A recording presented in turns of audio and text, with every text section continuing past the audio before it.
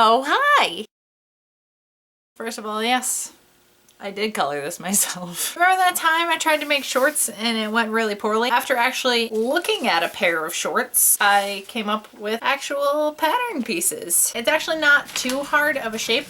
It looks a little bit like Utah? Is that the state that is mostly square and then has a little thing sticking out? Idaho. Nebraska? I'm bad at states, guys.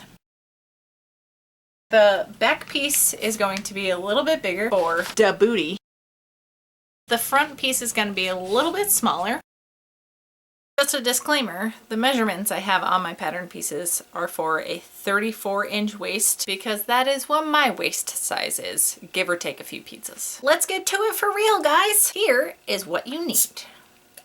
Bandanas. If one of your pattern pieces doesn't quite fit onto one bandana, then just go ahead and stitch two together that are the same pattern. You also want a really thick piece of elastic. Just take the elastic, wrap it around your waist, stretch it till it's comfortable. Pretty easy. You also need matching threads, scissors, pins, and a sewing machine. Fuck yeah, guys, let's do this. You can tell I mean business because all of these have been ironed already. I fucking hate ironing. I may have gone a little ahead of myself. I blame that on the fact that I didn't realize until this point in the drink that this is 8.2%. And I have not eaten since about 11:30 this morning, and it is now 7 o'clock. I laid out my pattern piece on one of my bandanas and cut it out. And then I flipped that piece of fabric over onto another bandana and cut that out again. Then I took my second pattern piece, laid that out on a third bandana, cut that out, then took that third piece, flipped it over onto a fourth bandana, and cut that out. I've taken the two matching pattern pieces, put them right sides together, and I have pinned the curved side and this little tiny flat side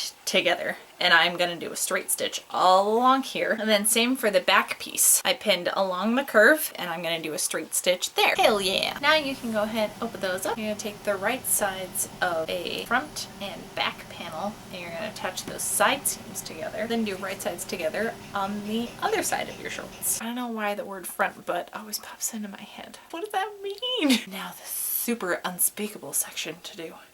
The crotch seam. This is gonna be a little... Oh, fuck. Well, now that I'm done breaking stuff and have eaten an entire loaf of garlic bread, let's sew the crotch, shall we? You know, I told you to stitch those teeny tiny pieces together. You need to undo that.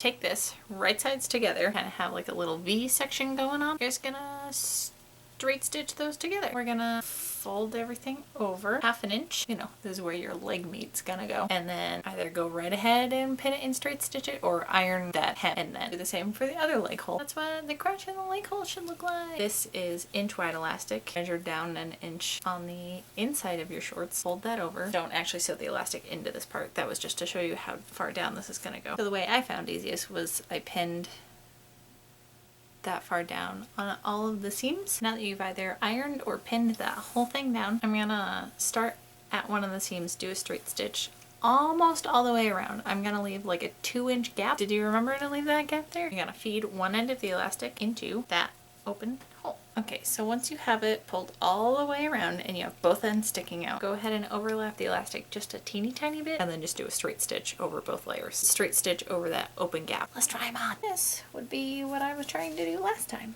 Yeah.